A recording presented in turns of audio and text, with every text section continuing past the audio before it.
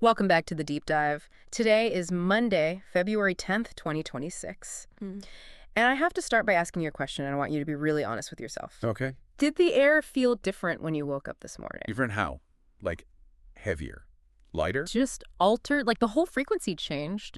Maybe things felt a little softer around the edges, or, maybe a little more confusing. Okay, I think I know where you're going with this. Because looking at this stack of research and notes we have on the desk today, we are apparently entering a really distinct, measurable shift in the weather of human connection. Yeah, that's a good way to put it. It's not just a standard calendar change. Not at all. No, we're definitely not. If you look at the data we've pulled, and we're combining some really interesting kind of contrasting sources today, Right.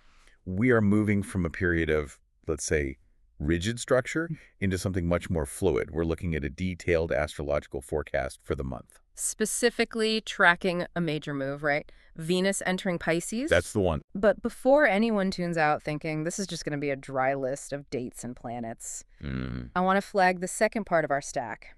We are pairing the hard data with a StoryScope.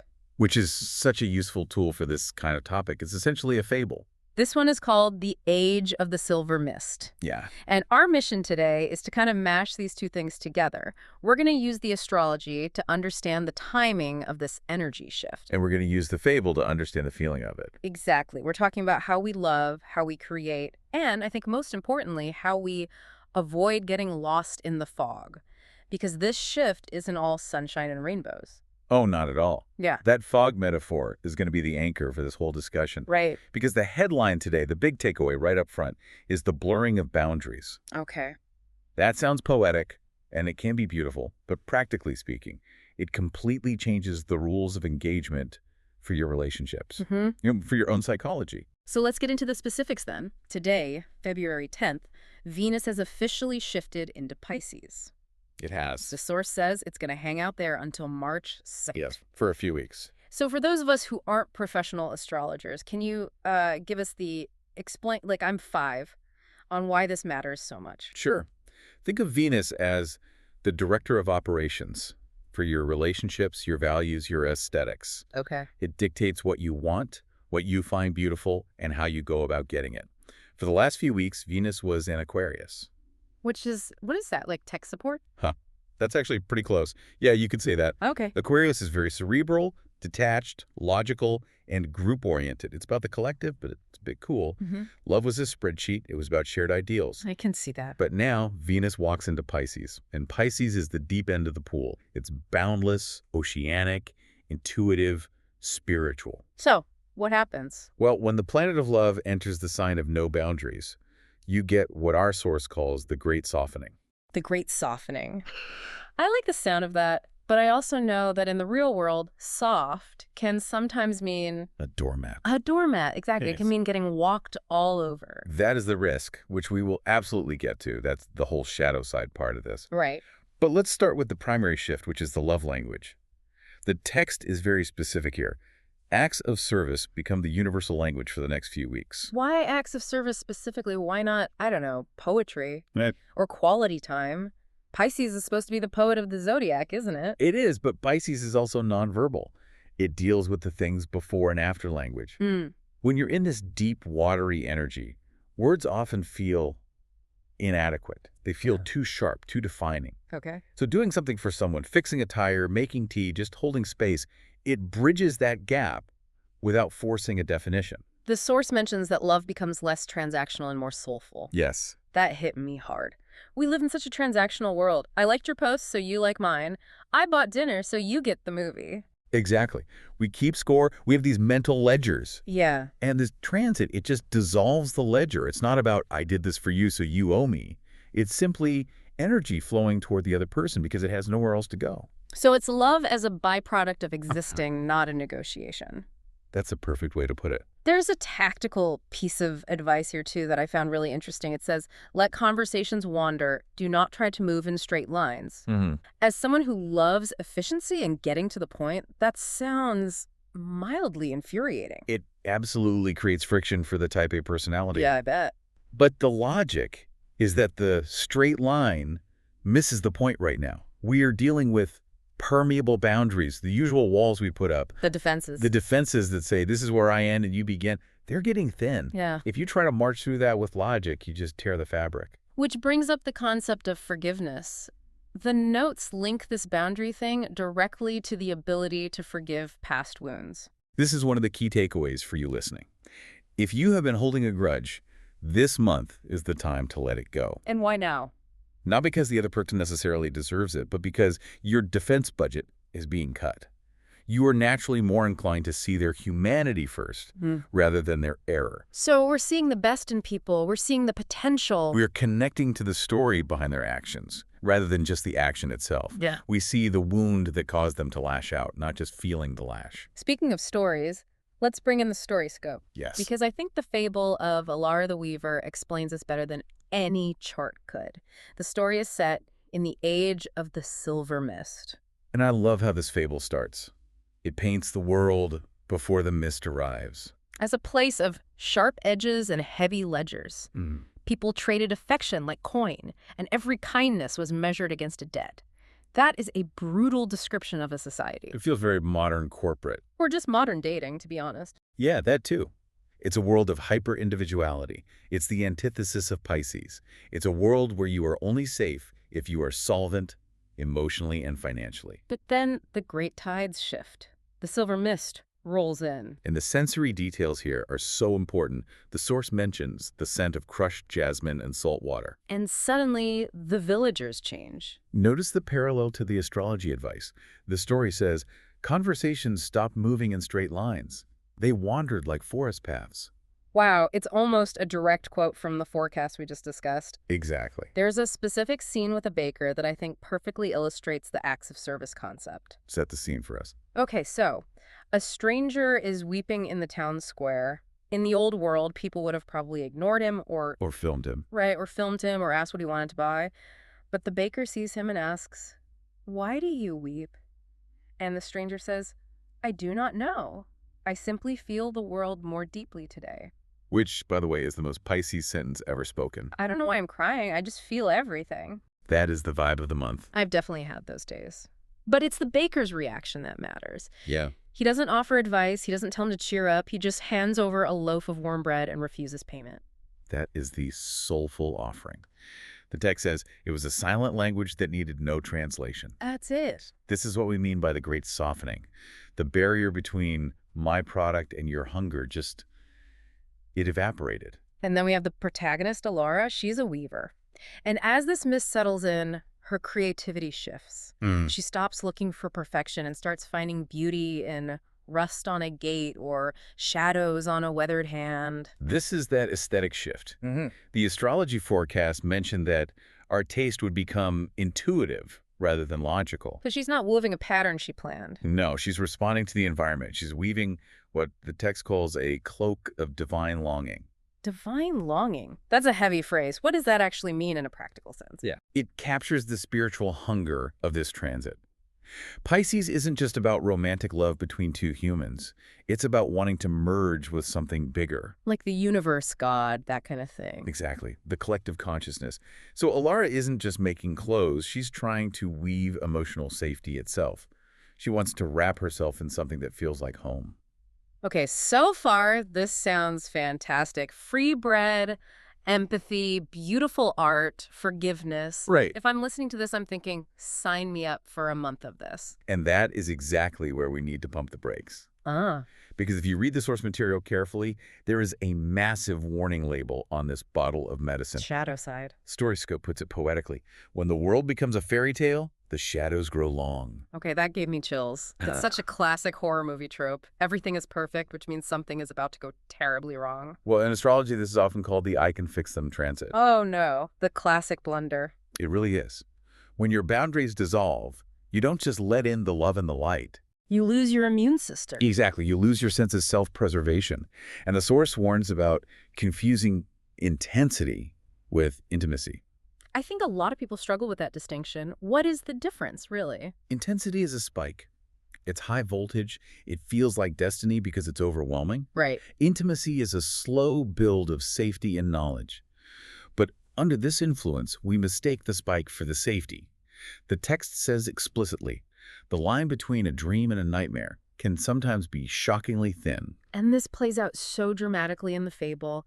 Alara is weaving her cloak, feeling one with the universe, and then the Wanderer arrives. Describe the wanderer, because he is the archetype of everything we need to watch out for this month. He is draped in rags of moonlight. I mean, come on, if a guy shows up at your door in rags of moonlight, speaking in verse, you should probably lock the deadbolt. It's a walking red flag. But remember, under this influence, we aren't seeing logic. We are seeing divine longing. We see the romance of the rags, not the poverty of the spirit. You got it. He promises a love surpassing the stars. And Alara feels her heart float toward him. She literally whispers, "I can heal the darkness in you." She wants to pour her spirit into his hollow places. And that is the trap. The urge to merge, the urge to sacrifice yourself to make another person whole.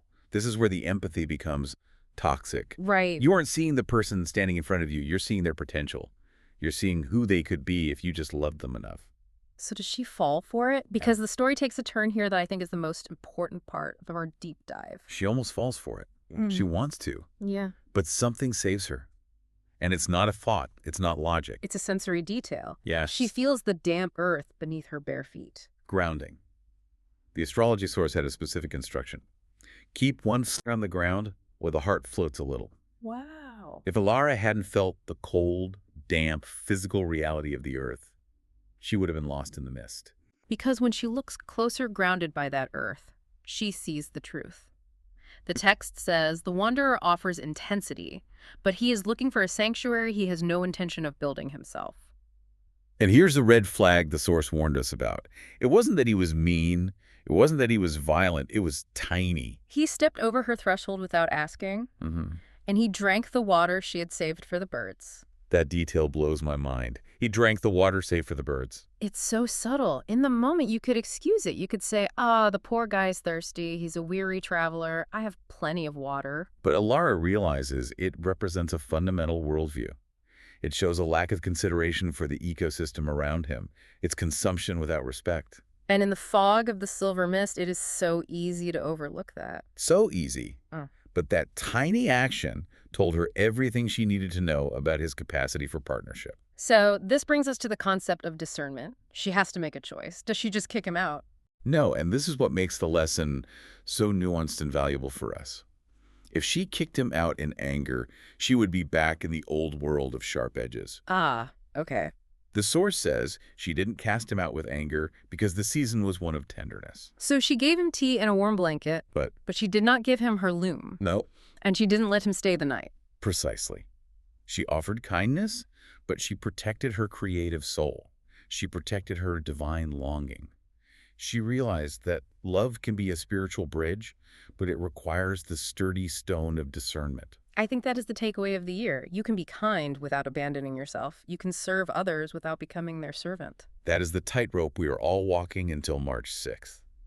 We want to be open, we want to forgive, we want to hand out the bread, but we cannot hand over our looms, our core purpose, our sanity, to just anyone who shows up with a sad story and a poetic pickup line.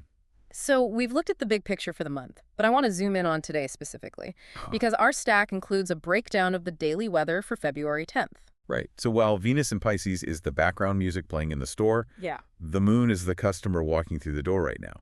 It triggers specific short-term events. We started the morning with a Sagittarius moon sextile Pluto. For the non-astrologers, what is a sextile? Think of a sextile as a high five between planets. It's a supportive, flowing aspect, and Pluto represents depth, truth, transformation. The source says it adds a thread of depth to the wider perspective. Right. So earlier today, or maybe even as you're listening to this, you might have had a realization or a conversation that felt incredibly clear. Not dramatic, just honest. Like the fog lifted for a second and you saw the past. The surface of truth. I like that. But looking at the afternoon forecast, things get a little scratchier. We have the Sagittarius moon forming a square to Mercury. And a square is exactly what it sounds like. It's a 90-degree angle. Friction. It's two cars meeting at an intersection, and neither one wants to yield. The notes say, thoughts and feelings may not align neatly. That's the friction. Your brain, Mercury, wants to say one thing, but your gut, Moon, feels another. Or you try to explain a complex feeling to your partner, and they just stare at you blankly because the words aren't landing. The source has a great line. This is friction, not catastrophe. I feel like I need to tattoo that on my forehead. It's fantastic advice. It means communication requires extra patience this afternoon. Okay. If we link this back to the StoryScope, remember the advice? Let conversations wander.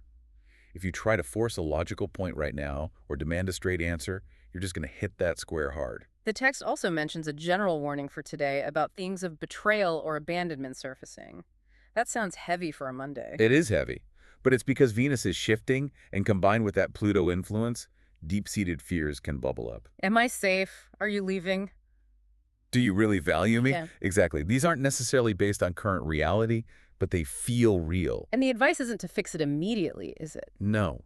The advice is to listen. Choosing our words with love and care moves complicated situations forward. Right. If you disagree with someone today, the goal isn't to win the argument. The goal is to maintain the connection. And remember the baker? Exactly. Sometimes you don't need words. If you're feeling that friction this afternoon, stop trying to explain yourself. Just make the tea, hand over the bread. Perform the act of service and let the energy settle. That's it. So, to recap the Age of the Silver Mist for our listeners, we are in this phase until March 6th. It's a time for creativity. The source mentions people painting with colors they had previously been unable to see.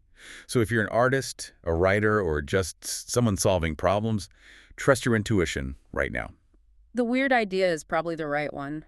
It just might be. And it's a time for forgiveness, but we have to keep that one foot on the ground. Always. Enjoy the mist, dream of the divine, but know where the hearth fire ends and the cold sea begins. Don't let the fog obscure the red flags. Watch out for the people drinking the bird's water. You got it. I think Alara's story is going to stick with me. It's a really helpful framework for navigating this mushy energy without getting lost. It really is. It turns a confusing emotional state into a map. Well, this has been a fascinating look at the energy of the moment. We've gone from planetary movements to a weaver's cottage and back to the friction of a Monday afternoon. And hopefully it gives everyone a toolkit for the month ahead. Absolutely. So, as we wrap up this deep dive, we want to leave you with something to chew on, a little homework for the heart. We talked about the baker, who gave without expectation, and we talked about Alara, who gave with discernment. Two different sides of the same coin. So here is our question for you today. If acts of service are the language of this season, what is one soulful offering you can make today that requires absolutely no transaction in return? And perhaps more importantly, are you grounded enough to give it without losing yourself? Think about that. Thanks for listening to The Deep Dive. We'll see you next time. Take care.